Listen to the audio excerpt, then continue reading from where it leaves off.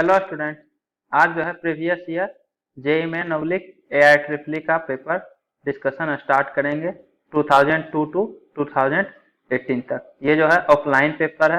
2019 से online paper होने लगा था, तो ऑनलाइन पेपर एक साथ हम लोग डिस्कस कर लेंगे। तो आप जो है हर एक क्वेश्चन को एक बार खुद से अटेम्प्ट कीजिए, उसके बाद जो है हम एक एक करके डिस्कशन स्टार्ट करते हैं। आपसे जो क्वेश्चन ना बने उसका सोल्यूशन आप देख सकते हैं, लेकिन एक बार अपने से क्वेश्चन को जरूर अटेम्प्ट कीजिए। बिना खुद से अटेम्प्ट किए सोल्यूशन देखने से कुछ भी फायदा नहीं होगा। तो सबसे पहले क्वेश्चन देख लीजिए एक बार।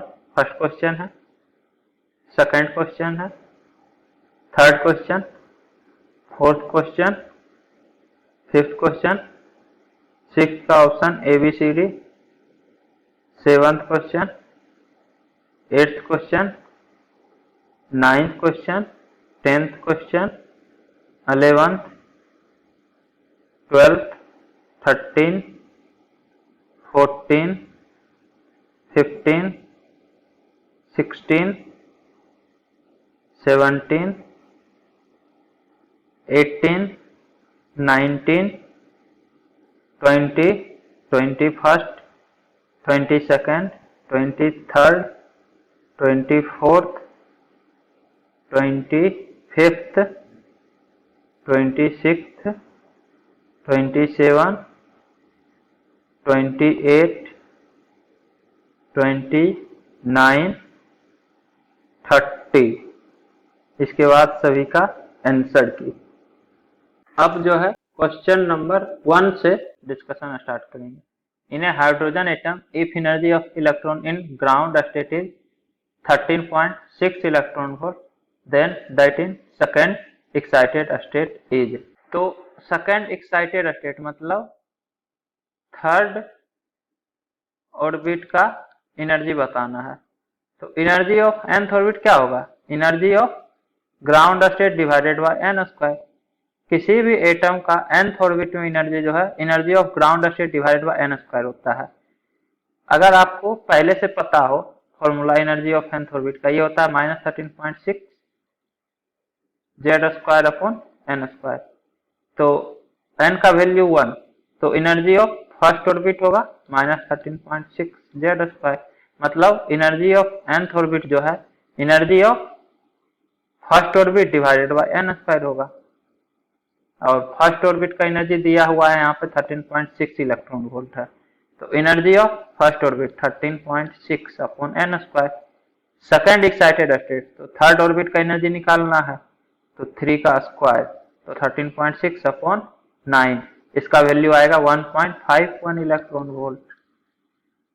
ऑप्शन ए आंसर हो जाएगा। ऐसे भी आपको अगर एनर्जी ध्यान हो तो फर्स्ट ऑर्बिट का एनर्जी होता है -13.6 इलेक्ट्रॉन वोल्ट, -3.4 इलेक्ट्रॉन वोल्ट, और थर्ड का होता है -1.51 इलेक्ट्रॉन वोल्ट। तो -13.6 अगर है तो इसका कोरस्पॉन्डिंग -1.51 होता है। यहाँ पे बोला गया है कि ग्राउंड स्टेट का एनर्जी +13.6 है, तो थर्ड स्टेट का भी +1.51 आएगा। Option A.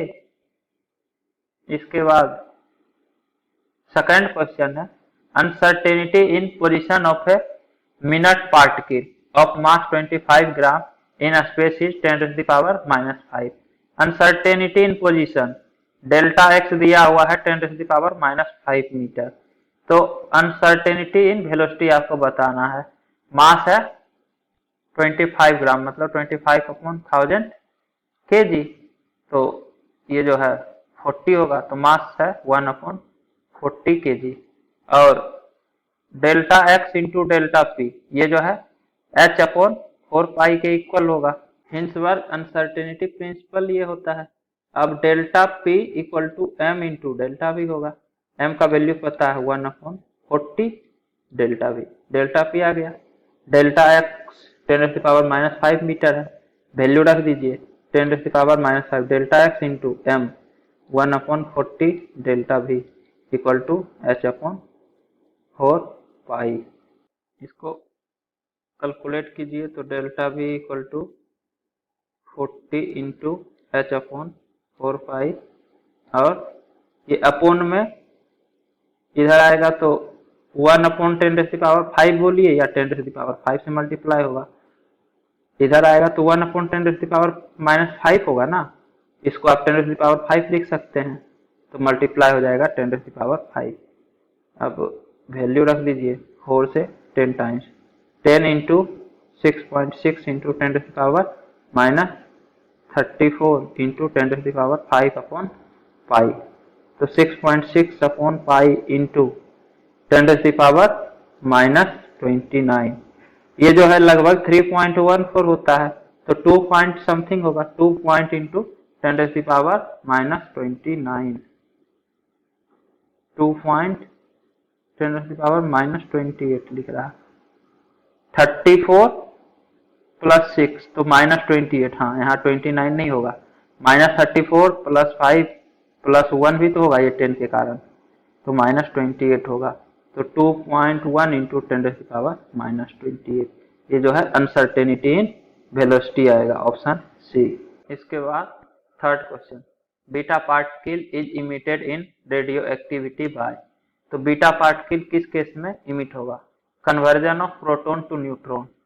तो प्रोटॉन से जब न्यूट्रॉन बनता है, चार्ज 0 मास 1, तो इस केस में बोल रहा है कि बीटा पार्टिकल इमिट होगा, E-1 0 नहीं, इस केस में पॉजिट्रॉन इमिट होगा, E10। जब प्रोटॉन से न्यूट्रॉन बनता है तो पॉजिट्रॉन इमिट होता है फ्रॉम आउटर मोस्ट ऑर्बिट। ये क्या है? ये तो ऐसे ही है, आउटर मोस्ट ऑर्बिट से तो ट्रांजिशन होगा, आउटर मोस्ट से हायर से लोअर ऑर्बिट वगैरह में जब जाएगा तो ये ट्रांजिशन होगा, ना कि रेडियो एक्टिविटी होगा। Conversion of neutron to proton, तो हाँ, न्यूट्रॉन से जब प्रोटॉन बनता है तब आपका बीटा पार्टिकल इमिट होता है, plus electron -1 0, option C, third का सी होगा। Beta particle is not emitted, beta particle emit हो रहा है, ऑप्शन सी वाले में बीटा पार्टिकल इमिट होगा। इसके बाद fourth question, the radio nuclei thorium 23490 undergo 2 successive beta decay followed by 1 alpha decay, the atomic number and mass number respectively of the resulting radio nuclide are. तो thorium 23490 ये जो है element X form करता है, जिसका कि mass number है और एटॉमिक नंबर Z मान लीजिए, और साथ में 2 बीटा पार्टिकल इमिट होता है, 2 बीटा पार्टिकल -1 0 और एक अल्फा पार्टिकल प्लस हीलियम 4 2। तो रिजल्टिंग न्यूक्लियाइड का मास नंबर और एटॉमिक नंबर क्या होगा ये बताना है। तो 90 equal to Z plus 2 into -1 plus 2, तो 2 इंटू -1 -2 प्लस 2, ये तो 0 हो जाएगा, तो Z तो 90 ही आएगा। तो जो एलिमेंट फॉर्म होगा वो थोरियम ही फॉर्म होगा, क्योंकि एटॉमिक नंबर 90 है, तो एटॉमिक नंबर 90 एक ही ऑप्शन में है, इसी से आ जाएगा आंसर बी। आप चाहें तो मास नंबर कैलकुलेट कर सकते हैं, इसका वैल्यू 230 ही आ रहा होगा, लेकिन यहाँ कैलकुलेट करने का जरूरत ही नहीं है, एटॉमिक नंबर 90 एक ही ऑप्शन में है, तो इसका आंसर बी ही होगा। वैसे आप यहाँ पे तो चेक कर ही सकते हैं, घर पे तो पूरा करना है, एग्जाम हॉल में भले शॉर्टकट आप लगाइए, जितना टाइम बचेगा उतना बेटर है, घर पे पूरा प्रैक्टिस कीजिए। 234 equal to mass number A plus 2 into 0 0 plus 4, तो ए इक्वल टू 230 आ रहा। ऐसे भी 3 ऑप्शन में 230 है, तो ज्यादा चांस है कि मास नंबर 230 ही होगा, ऑप्शन बी। तो यहाँ पे तो हो रहा है, ऐसे बहुत ही इजी है, जहाँ पे अगर मान लीजिए कुछ टफ चीज है आपसे नहीं फाइंड आउट हो रहा है और 3 ऑप्शन एक जैसा है, तो चांस है कि उसका मास नंबर या जो भी चीज फाइंड आउट करना है वही होगा, अगर 3 ऑप्शन में सेम है तब ज्यादा चांस है। हो सकता है डिफरेंट वाला भी हो जाए, लेकिन आपसे नहीं बन रहा है तो क्या कीजिएगा, तो इतना रिस्क ले सकते हैं, कोई दिक्कत नहीं है। The number of D electron retained in Fe2 plus, atomic number 26 is.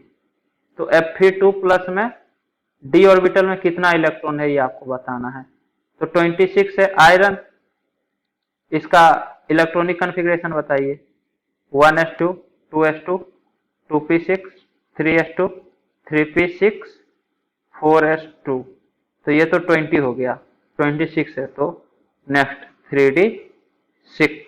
तो ये तो आयरन का इलेक्ट्रॉनिक कन्फिग्रेशन हो गया। Fe2+ का इलेक्ट्रॉनिक कन्फिग्रेशन चाहिए। तो इसमें क्या होगा कि बहुत सारे स्टूडेंट जो है 2 इलेक्ट्रॉन यहाँ से निकाल देंगे 3d6 से, और यहीं पे गलती हो जाएगा। 2 इलेक्ट्रॉन निकालेंगे तो 3d6 की जगह 3d4 हो जाएगा। Fe2+ का electronic configuration 1s2 2s2 2p6 3s2 3p6 4s2 3d4।